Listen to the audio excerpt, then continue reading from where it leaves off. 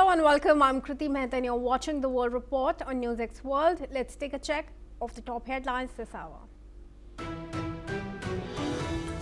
As trilateral talks continue in Abu Dhabi for peace in Ukraine, hundreds of thousands of consumers in Ukraine's Chernihiv region without power after overnight Russian attack.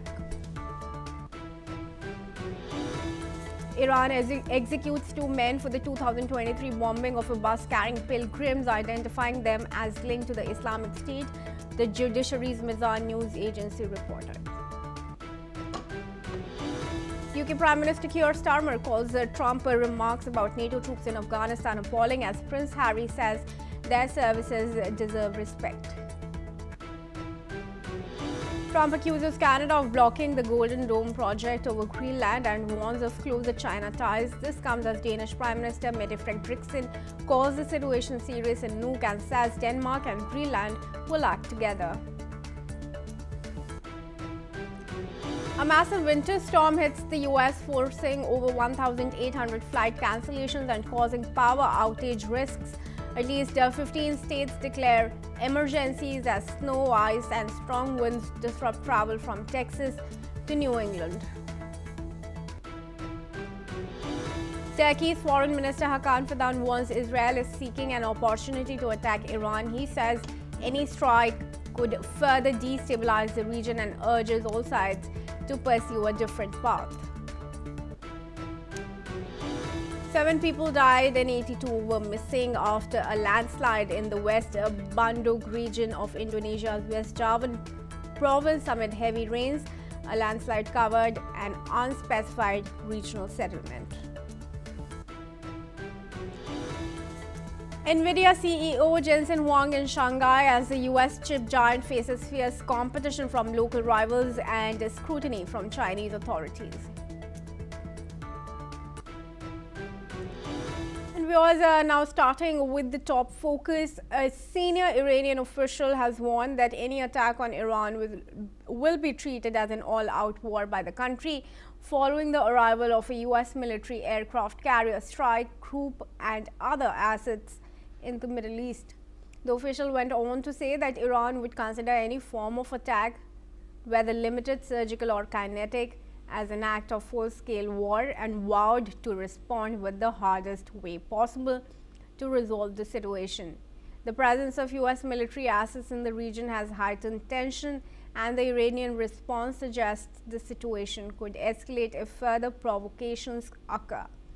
Iran's military remains on high alert as the potential for conflict looms. Joining me now is Professor Rohan Gunratna. He is an international affairs expert from Singapore. Professor Gunratna, thank you very much for joining us. Firstly, secondly, let's talk about how prepared Iran really is should Trump deliver on his "I'll blow you up" message to Iran. Priti, what we have seen is that Iran has very significant military capabilities to respond to attack by the United States. But at the same time, US is a hyperpower. US has moved very significant air and naval assets and their special forces to the region. Iran is now surrounded. It is surrounded by sea, and it's also encircled by air. And United States will sooner or later, there will be what you call a regime reorientation, meaning the Ayatollah will be removed. It is for 3 principal reasons. One is that there was a protest in Iran, which is an organic protest, and the Iranian regime has killed several thousands of those protesters.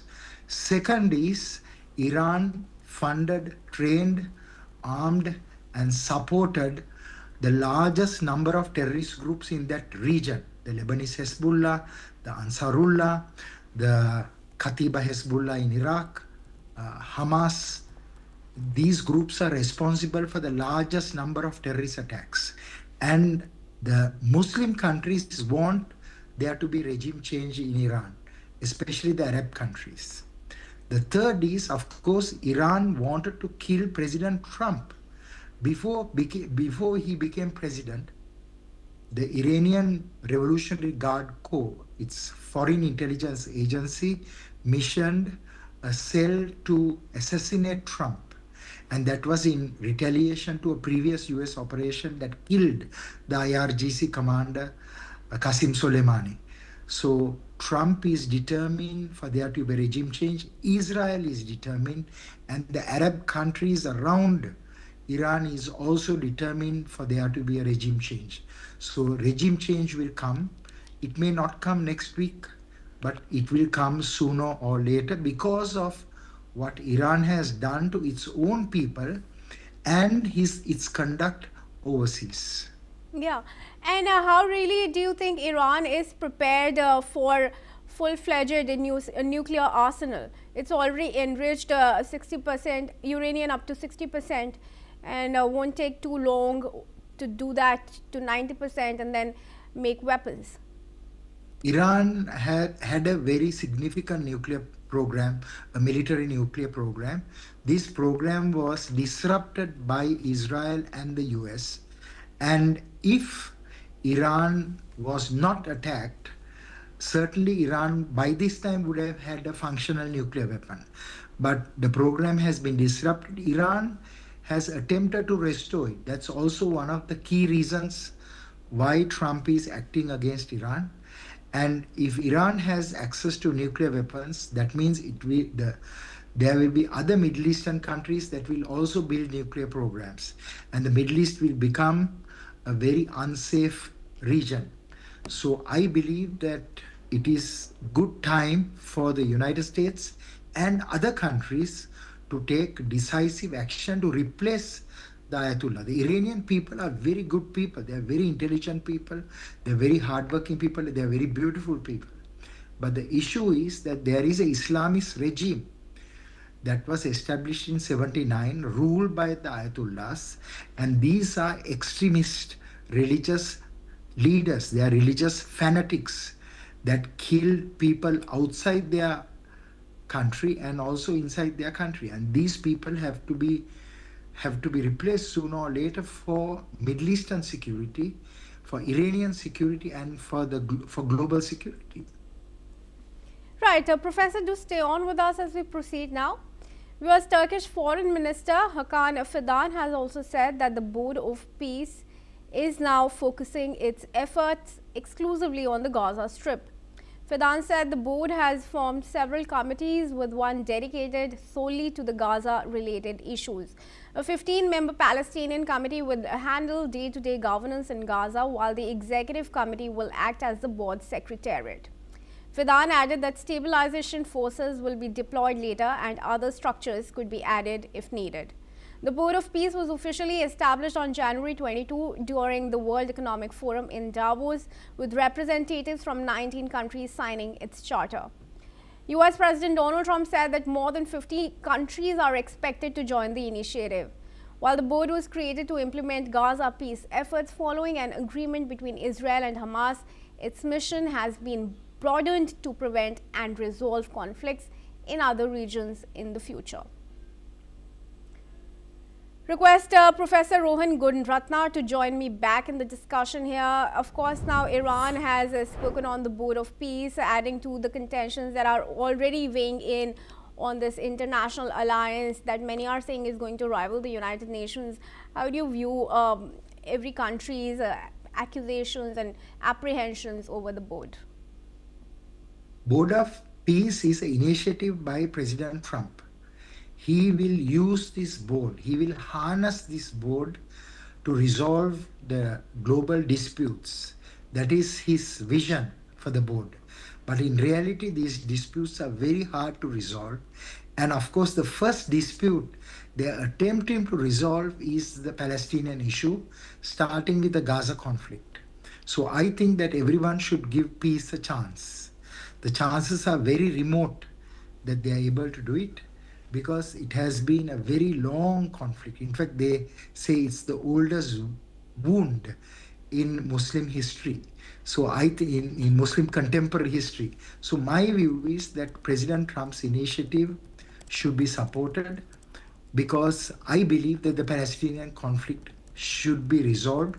And it is very likely, with so much of effort, with so much of energy, so much of focus, that there will be some success. Yeah. All right, Professor, and do you think that this alliance can really help resolve Gaza's conflict, especially when the stakeholders who are involved, Palestine, no member from Palestine, no member from Hamas is also on this board? Hamas should never be a part of the Board of Peace, because Hamas is a terrorist group. It has killed, maimed, injured, raped, and done worst atrocities such as taking hostage taking. So inviting Hamas to the board will be a recognition of the violence that they have perpetrated. But there are very important state actors and leaders who are in that board. But what is important is to groom, as you implied, a very moderate Palestinian leadership, so that eventually those intelligent Palestinian leaders who have rejected Hamas, rejected violence, leaders who espouse peace, will govern Gaza. But if you have again extremists governing Gaza, then there will be terrorism. And then, of course, Gaza will be lost forever, because next attack, Israel is not going to tolerate. They will occupy Gaza completely. All right, Professor, thanks for your comments. Then I request you to stay on with us again. Viewers, let's also now tell you, according to reports, the FBI agent who initially began working with the Minnesota Bureau of Criminal Apprehension to investigate the fatalized shooting of Rennie Good has resigned from the Bureau. Soon after the agent opened the civil rights investigation, she was ordered to reclassify it as an investigation into an assault on the officer. The FBI blocked the BCA from participating in the investigation. Meanwhile, thousands of people have braved icy conditions to protest the U.S. government's immigration crackdown in Minneapolis amid anger over the detention of the 5-year-old migrant boy. This comes as it was reported that Liam Conejo Ramos was taken by federal agents along with his father from a running car in the family's driveway to a detention facility in Texas. Professor, is it telling the fact that the agent who was investigating Rennie Good's shooting, a fatal shooting, has resigned? I think that the Federal Bureau of Investigations is a very credible agency. In fact, it's the world's leading law enforcement agency that also has an intelligence capability. So what is important is for the FBI to investigate this case very dispassionately, and there to be outcomes so that the American people will be happy, or they will believe that this is a credible investigation. And I am very confident that the FBI, having worked with the FBI for many years in the United States, in testifying in terrorist trials and working with them on other missions, my view is that the FBI should conduct this investigation because it's a very credible organization, but there should be no interference whatsoever. The law enforcement officers are very highly trained officers, and they should do the investigation without any interference, and they will do a good job eventually. Right. Professor, this is also coming amidst the detention of a 5-year-old again by ICE that has also raised several criticisms, including from within the United States and former Vice President Kamala Harris. Do you think this is really overstepping its jurisdiction now, the ICE? I think the US institutions may be under significant pressure to carry out President Trump's policies. And there may be some resistance on the part of those organizations because those officers are trained to uphold US law. So the Americans are very attentive to following the law. It's a rule-based country, and their criminal justice and prison system is one of the best in the world. So I am very confident that even if there's a slight violation, that there will be a significant um, raising of alarms, having discussions, writing letters, and making statements. So I think that this is a part of the process. But eventually, the Americans will do a good job because they are known for their competence in investigations and implementing the the laws of those agencies, and they will conduct themselves appropriately. All right, Professor, then thanks very much for joining me in this discussion. It was a pleasure speaking with you. And now moving ahead, viewers, U.S. Treasury Secretary Scott Bessent has now said that the Trump administration may roll back 25% of the 50% tariffs imposed on India. Bessent pointed to a sharp drop in India's purchases of Russian crude oil as the reason the U.S. could ease at least a part of the levy. The tariffs were introduced in two parts, 25% over alleged trade imbalances and another 25% in response to India continuing to buy Russian oil despite U.S. efforts to pressure Moscow.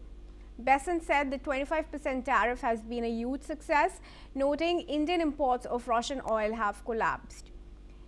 He also added that India, the world's third largest oil importer, has significantly reduced Russian oil purchases, opening the door for a possible recalibration of U.S. trade policy. And moving ahead, viewers, the Pentagon's newly released National Defense Strategy shifts focus from China as its primary security concern. The strategy prioritizes the security of the U.S. homeland and the Western Hemisphere, emphasizing the importance of protecting American interests. Notably, the document refrains from directly addressing Taiwan, though it stresses the prevention of any nation, including China, from dominating the U.S. or its allies. However, Russia is categorized as a manageable threat to NATO, and North Korea's deterrence role is scaled back, with South Korea now expecting to take the lead. Meanwhile, the strategy also urges greater burden sharing from allies, asserting a more focused and strategic approach to U.S. defense. All right, senior journalist Gautam Mukherjee is now joining us in this discussion from New Delhi. Mr. Mukherjee, thanks very much for joining us. How are you viewing this strategic shift in a U.S. Defense policy? It seems a little optimistic, but it is no more than a position paper. They've got several fires burning right now. For example, Iran. Ukraine is far from resolved. Greenland is,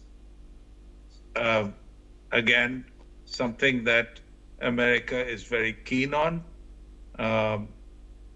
So to shift away from Taiwan for the moment seems like a small matter compared to what is going on in geopolitics as a consequence of various moves that America is making. It also wants Panama back. Venezuela is early days yet. So I think this paper doesn't sound very comprehensive. Now, noteworthy here in this document is also the fact that China is no longer seen as enemy number one of the United States. That was also apparent in its security strategy that was released earlier last year. How do you view U.S. perspective of China, especially when U.S. is going on to attack its former traditional allies? China is actually building cooperation with its non-allies, as we saw yesterday in the Scarborough Shoal. It rescued Philippine men from the sea there. And that could be interpreted as a humanitarian action rather than getting any closer to Philippines. The Philippines are pretty suspicious of Chinese ambitions in the South China Sea, as are Vietnam, Thailand, a number of other countries, Malaysia, Indonesia. So it's difficult. It's difficult to think of China as no longer a threat. They are also rivals as economic power number two. This is maybe wishful thinking, but it could also be a carrot towards greater economic cooperation, particularly in the area of rare earths, which are troubling the rest of the world, particularly America. America's defense apparatus will cease to work unless they have enough rare earths. One of the reasons they want Greenland. But you cannot turn mining of rare earths into magnets overnight. So the best way would probably be to cool tensions with China so that things carry on moving smoothly. All right, Mr. Mukherjee, thank you very much for your comments on the situation here. And now moving ahead, viewers, let's cover the news from United States, where a major winter storm is said to impact over 160 million people across the southern and eastern U.S., with heavy snow, freezing rain and sleet expected from the southern Rockies to the northeast this weekend. States like Texas and Oklahoma, not used to snow, are bracing for icy roads, while more than 800 flights have already been cancelled. The storm could bring up to a foot of snow from Oklahoma to New York and Boston, followed by extreme cold with wind chills reaching -50°F in parts of Minnesota and North Dakota. This will extend the impact of snow and ice. At least 14 states, including New York and Virginia, have declared emergencies. Governors in these states warned of dangerous conditions, power outages, and potential isolation. FEMA urges residents to stock up on supplies and prepare for disruptions. Meanwhile, grocery stores are seeing heavy demand for essentials. President Trump used the cold weather to question global warming, mistakenly linking short-term weather with long-term climate trends.